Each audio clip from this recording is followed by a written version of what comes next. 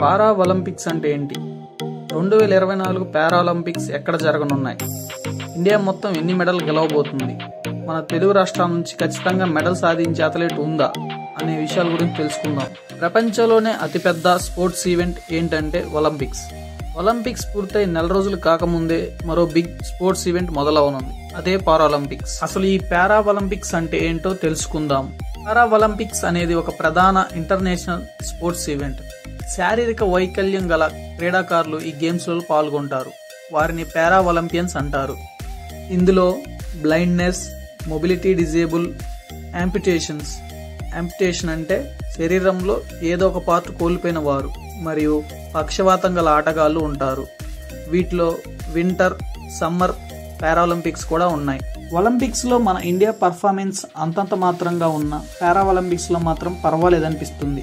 2020లో జరిగిన ఒలింపిక్స్ లో Bharat 1 gold, 2 silver, 4 bronze, మొత్తం 7 మెడల్స్ సాధిస్తే, అదే 2020లో జరిగిన పారా ఒలింపిక్స్ లో మొత్తం 19 మెడల్స్ వచ్చాయి. అందులో 5 గోల్డ్, 8 సిల్వర్, 6 బ్రాంజ్ మెడల్స్ ఉన్నాయి. లాస్ట్ మంత్ జరిగిన 2024 ఒలింపిక్స్ లో అయితే ఇండియాకి 6 మెడల్స్ వచ్చిన సంగతి తెలిసిందే.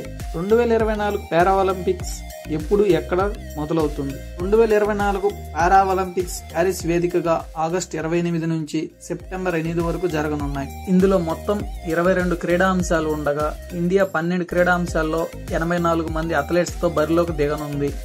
అవేంటంటే archery, athletics, canoeing, cycling, badminton, blind judo, rowing, power lifting, swimming, shooting, table tennis and taekwondo. ఇందులో అత్యధికంగా మాత్రం అథ్లెటిక్స్ లో 38 మంది పాల్గొంటున్నారు.